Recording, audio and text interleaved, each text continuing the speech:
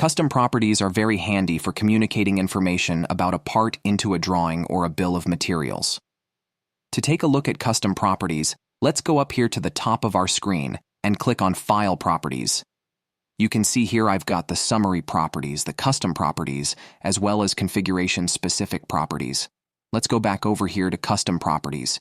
You can see here I've got a bunch of stuff already filled out, so I've chosen description, part number, material, and so on. And I've got some values over here. Notice I'm using some links inside of my custom properties to link to SOLIDWORKS values. For instance, this one here, which is SOLIDWORKS file name. And there it is. And you can see here's my file name here at the top of the screen. So now what I want to do is I want to input that value. So before I do that though, notice there's nothing written in description. I'm going to go ahead and click on OK. I'm going to go over to the drawing that I created for this part. Now, notice down here at the bottom of the screen, you can see that I don't have a title at all. Now, if I go back over here to this part, if I go to the custom properties, I'm going to call this one block. Click on OK. Go back over here to the drawing and you can see now it says block. So any value I put in the custom properties of that block will automatically show up here. The same thing if I use this block in a bill of materials in an assembly, that value or that description will show up in that bill of materials. So pretty handy. Same thing with the revision down here, the drawing number, the information here as far as when it was drawn, the engineering approval, the notes. All this information is all pulled from the part itself. So I have a whole bunch of things that I can link together inside of a drawing and pull from custom properties or values that SOLIDWORKS knows about behind the scenes. Now, going back over here to the custom properties of this part here, I can click on this, see all the values. And if I want to save or copy these, I can do it pretty quickly by using the copy command.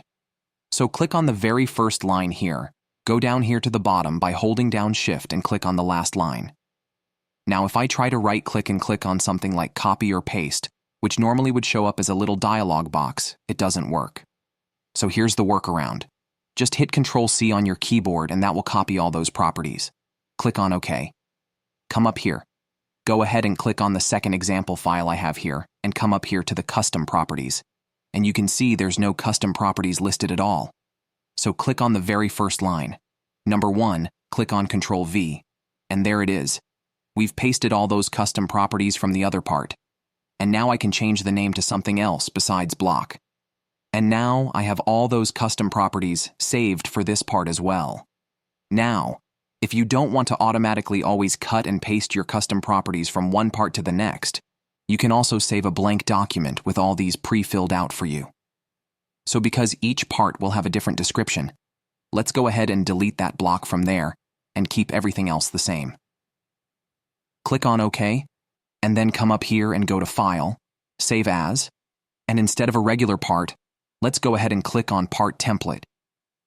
Now notice I already have Part Template defined here, and I could overwrite that if I wanted to, or I can create another one. I can have as many part templates as I'd like, and I can define things like the units, the material, and so on, all inside of that part template. So anytime I open that template, it will have all that information preloaded for me so I don't have to type it in or reselect it inside of that part. Go ahead and name it whatever you'd like, and then go ahead and click on Save, and now you've got a brand new part template that you can use for any of your new documents.